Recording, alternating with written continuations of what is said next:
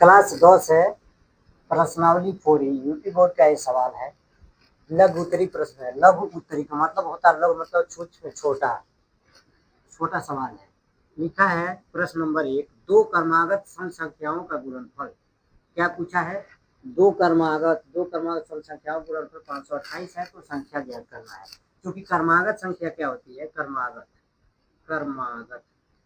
संख्याएं क्या होती है? क्रमागत संख्याएं जैसे में 1 2 3 4, यानी जो क्रम से आए वो क्रमागत संख्या है। यहाँ पर पूछा है दो क्रमागत सम संख्या, यानी हम क्या करेंगे? पहली संख्या x मानेंगे, दूसरी संख्या x प्लस 2। जो सम संख्या भी होना चाहिए और क्रमागत संख्या भी होना चाहिए। तो यहाँ पे पूछा है दो क्रमागत सम संख्याओं का गुणनफल 528 है, तो संख्या ज्ञात कीजिए। यानी पहली संख्या x है, दूसरी संख्या x प्लस 2 है, यानी दोनों का गुणनफल हमारा कितना है? 528 है।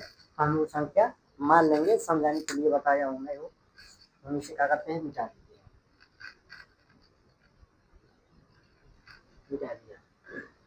पूछा है यहाँ पे, सबसे पहले सवाल को अच्छा से पढ़ के समझ कर ही आंसर देना चाहिए, नहीं बहुत सारे बच्चे गलती कर देते हैं। दो क्रमागत सम संख्याओं का गुणनफल 528 है, तो संख्या ज्ञात कीजिए। लिखेंगे सवाल। दो क्रमागत यानी दो हम संख्या मानेंगे। माना पहली पहली क्रमागत सम संख्या, माना पहली क्रमागत सम संख्या क्या है? x है तथा दूसरी क्रमागत सम संख्या बराबर x प्लस 2 है। तब हम क्या करेंगे? प्रश्न के अनुसार लगाएंगे। लिखेंगे तब कामा प्रश्नानुसार, प्रश्न के अनुसार हमको क्या करना है? चलना है। क्या पूछा है? दो क्रमागत सम संख्याओं का गुणनफल, यानी दो क्रमागत आएगा, यानी पहली संख्या x है, दूसरी संख्या x प्लस 2 है, यानी दोनों का गुणनफल, यानी पहली संख्या गुणे दूसरी संख्या का गुणनफल 528 है। तो हम यहाँ पे क्या लिखेंगे? हमारा पहली संख्या क्या है? x है, यानी पहली संख्या हम क्या लिखेंगे? x। दूसरी संख्या यानी गुणनफल है ना, पहली संख्या गुणे दूसरी संख्या का गुणनफल हमारा 528 है, यानी x गुणे x प्लस 2 बराबर 528, यानी पहली संख्या गुणे दूसरी संख्या गुणनफल हमारा 528 है। लिख दिया। यहाँ हम दे देंगे बराबर के चिन्ह। अब ध्यान देंगे क्या होता है यहाँ पे? प्रथम संख्या x है, दूसरी संख्या x प्लस 2, यानी x से x प्लस 2 में, यानी दोनों में x प्लस 2 में, दोनों पद में x से गुणा होगा।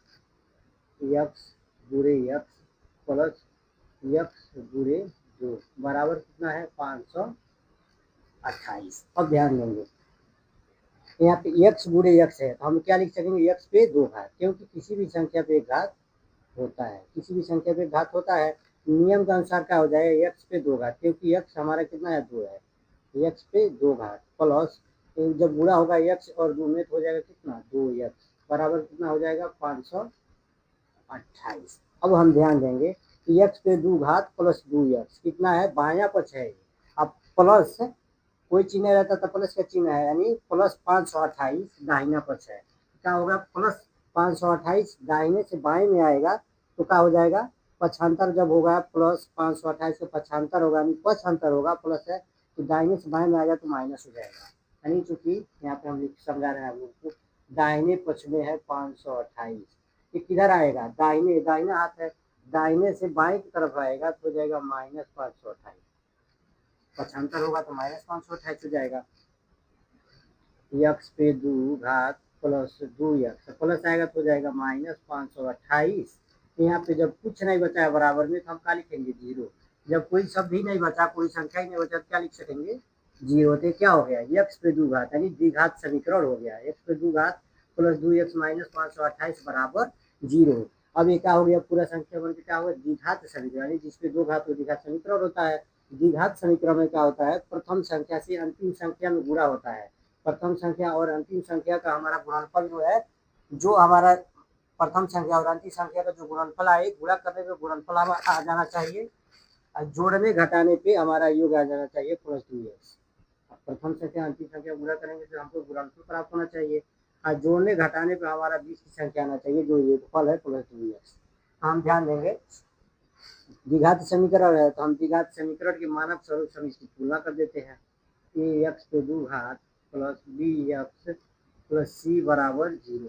अब ध्यान देंगे सेम संख्या है, एक्स पे 2 घात है, यहाँ ए एक्स पे 2 घात है, प्लस 2x है, यहाँ प्लस बी एक्स है, यहाँ माइनस 528 है, यहाँ तो प्लस सी है, बराबर 0 बराबर 0, दोनों एक दूसरे के बराबर है। ध्यान देंगे क्या है, ए एक्स है, यहाँ ए एक्स है, ए एक्स से ए एक्स कट जाएगा, कटेगा तो क्या होगा, ध्यान देंगे ए एक्स के ए एक्स में भाग देंगे तो पूरा पूरा एक ही मरतबे में कट रहा है ना, एक मरतबा कटेगा, यानी मान क्या हो जाएगा, ए के मान एक आ गया, ए के मान हमारा एक आ गया, कामा बी के मान क्या हो जाएगा, एक्स एक्स कैंसिल हो गया, बी के मान 2 आ गया, बी के मान 2 तथा ध्यान देंगे सी के मान हमारा क्या है, -528 ऑलरेडी है, सी के मान हमारा कितना -528 है।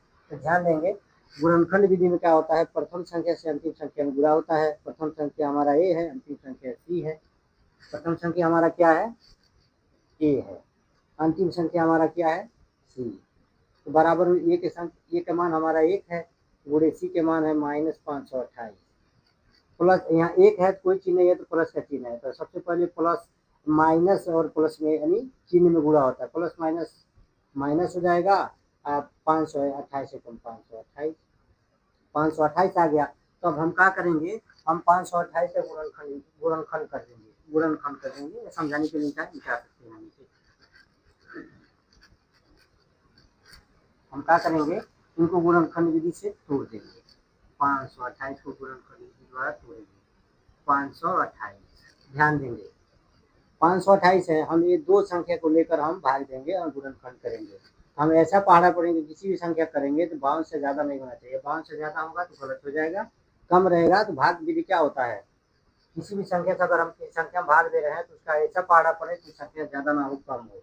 तो हम 22 का पहाड़ा पढ़ेंगे, 22 दूनी कितना होता है 44, अब 52 में से 44 जाएगा कितना बच जाएगा, 22 दूनी 44, जब 2 में से 4 जाएगा नहीं, घटाना का नियम क्या है, 2 में से 4 नहीं जाएगा तो 5 की इसको हासिल देगा, तो 2 का आगे आएगा तो यह क्या हो जाएगा 12, 12 में से 4 गया 8, यहाँ बचा कितना है 4, 4 में 4 जाएगा 0, यानी 8 बचेगा, यानी 8 के सामने 8 आएगा तो 88 होगा, 22 चौको 88, 24 से कम 24, यानी 500 हमारा गुणनफल क्या हो जाता है, 24 गुणे 24/92, 24/92 528, यानी प्रथम संख्या और अंतिम संख्या में गुणा करने पे 528 आना चाहिए, गुणनफल 528 आना चाहिए, जोड़ने घटाने पे प्लस 2x आना चाहिए, यानी 24/92 528।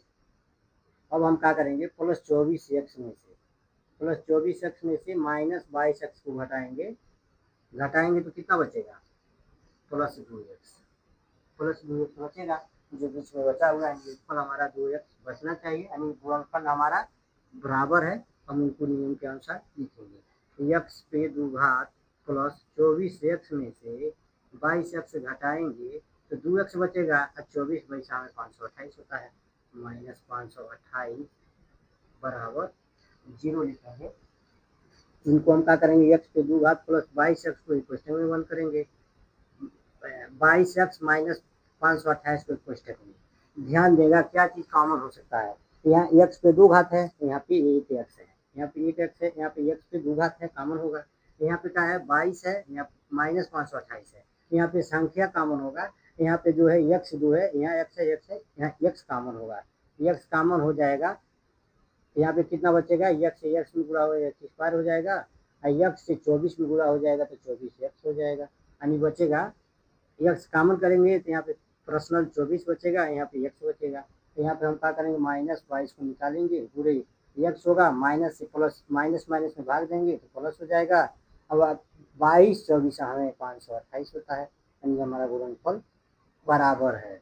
अब ध्यान देंगे क्वेश्चन में बचा क्या है, एक्स प्लस 24 एक्स प्लस 24, दोनों क्वेश्चन में सेम संख्या है तो कॉमन कर लेंगे, कॉमन करेंगे तो एक्स प्लस 24 क्वेश्चन में आ गया, दूसरे क्वेश्चन में आ जाएगा गुणे का चिन्ह एक्स -22, यानी एक्स और -y क्वेश्चन में आ जाएगा, बराबर 0, यानी दोनों को बराबर 0 है, एक्स प्लस 24 गुणे एक्स -22 बराबर कितना है 0 है, हम दोनों को बराबर 0 है तो हम लिखेंगे एक्स -22 बराबर 0 लिख सकेंगे, और x प्लस 24 बराबर हम 0 लिखेंगे। ध्यान देंगे x माइनस 22 बाया पक्ष है, 0 दाहिना पक्ष है। अगर हम पक्षांतर करेंगे माइनस 22 को बाएं से दाहिने में तो प्लस हो जाएगा, यानी x का मान हमारा कितना आ गया 22। x का मान 22 आ गया है। हमारा प्रथम संख्या क्या है, ध्यान देंगे x ही माना है, x यानी प्रथम संख्या हमारा 22 आया, ये मान्य है।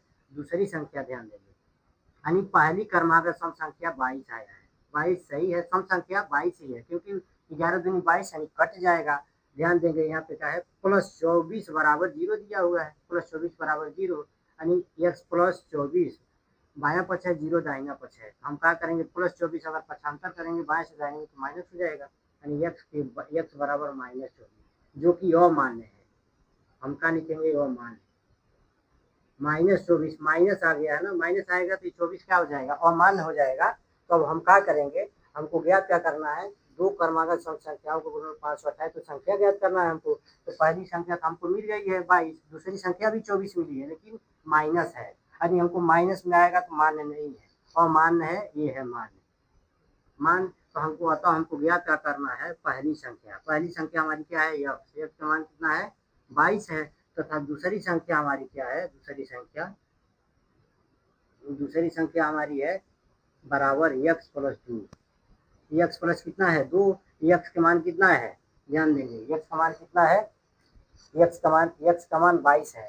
हम क्या करेंगे, बस सिंपल सा x की जगह पे 22 लिख देंगे, या 2 है, या जोड़ेंगे तो कितना हो जाएगा 24।